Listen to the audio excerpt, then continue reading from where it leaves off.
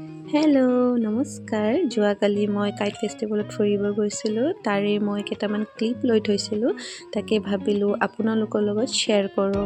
তাত গৈ মই দেখিলোঁ ইমান ধুনীয়া ধুনীয়া ফটো তুলিবলৈ ডেক'ৰেশ্যন কৰি থৈছে চেলফি পইণ্ট আছে আৰু এনেকৈ বনাই থৈছে যে আপোনালোকে ফটো তুলিব পাৰিব এনেকৈ বাছ ডেক'ৰেশ্যন কৰি থৈছে আপোনালোকে টাইম স্পেণ্ড কৰিব পাৰিব দিনত আহিলে ইয়াত কাইটো উৰাব পাৰি আৰু